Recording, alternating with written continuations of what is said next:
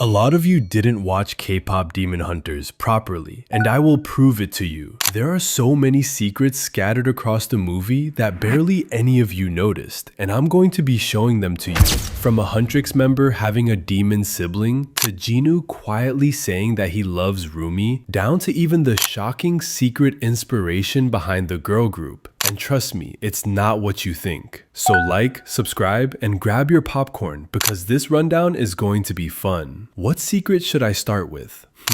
I know the perfect secret to open this list, and it is about Mira. What have you noticed about Mira that's different? Well, for one, Mira has a superpower. And I'm not talking about the powers of a demon hunter. I'm talking about special powers that make her know things she isn't supposed to know. Like how she knew that Rumi was hiding something even though she didn't know what it was. But that's not the only thing that makes her different. There's also her pretty pink hair. Mira is the only one that has colorful hair other than Rumi and the demons. I mean, take a close look. Every single human has black hair, even her family. So where did she get that hair color from? Well, it's simple. Mira's a demon. Oh, don't jump off your seat yet, okay? You'll have a lot of chances to do that later. So let's keep going because you're going to be shocked a lot today. The next secret that not a lot of you noticed is that during the game show where Huntrix went down a slide, the Saja boys revealed their demon nature to the world for a split second. Come with me and I'll show you. It was immediately after the girls fell into the pool of colored balls. They looked up at the Saja boys with a mean frown, and the boys were smiling at them. But if you look closely at this smile, you will also notice that your eyes went from black to gold, which are the demon eyes. If you missed it the first time, don't feel bad. I didn't notice it either the first time I watched the movie. Anyways, moving to a real mind-blowing secret. For this one, I will leave the clues for you to follow. We have all seen the earring that Mira wears. It's like a very slim parallelogram shape, which basically means it's like two triangles put together. Well, guess who else wears that kind of earring? Mystery Saja. So why are these two wearing the same jewelry? Well, it is because they are siblings. Yeah, you heard me. What proves this the most was when Zoe was thirsting over Mystery's picture on the wall, and Mira ripped it off like some overprotective sister. Just mind-blowing. But shockingly enough, Mira isn't the only Huntrix member that has a demon sibling. The next person that does is Zoe. But what is shocking here isn't that she has a demon sibling, but who the demon sibling is. Let's go back to at least 400 years ago. Remember the flashback that showed us the first demon hunters? We saw one of them touch a little girl's hand, and that little girl was with her mother. That mother and daughter duo reappeared again in Jinu's story. They were his mother and sister. Now, if you look at that little girl, you will see the resemblance without even me needing to state it. That is Zoe. So Zoe is Jinu's sister. But how is she alive? Well, that is because she is a demon. Like Jinu, Guima later offered her a deal, and she took it. Like I said, I'm here to blow your mind, and that's what I will keep doing. So on to the next secret that your mind blocked you from seeing. At the end of the movie, the Hunmoon didn't turn gold. A lot of you saw it because the girls won against Guima. It was permanently sealed and turned gold, but it was still blue. It didn't seal permanently. What this means is that demons can still escape the Hunmoon in the coming sequel. Maybe I've given too many dark secrets for now. Let me give you something lighthearted, something romantic. So many of you do not know Mira was in a love triangle with two demons in the movie. And yeah, sure, love triangles are intense, but there are too many problems involved in them. Plus, it doesn't help that the people she is involved with are Romance and Abby Saja. Yup, we saw how she was playing tough love with them at the fan signing. Sweet and annoying. All that sweetness is already making my tummy turn. Let's get back to a dark secret. So, Zoe and Mira are not the only demon hunters that have demon siblings. Rumi also has a demon sibling. Her demon sibling is her twin sister. I know you might ask why we didn't see see her in the first movie? Well, that's because it wasn't her time to make an appearance, but we know about her from an earlier storyboard of the movie that was released. And she is a complete demon with eyes, marks, and everything. I'm so excited for you all to see her in the next movie.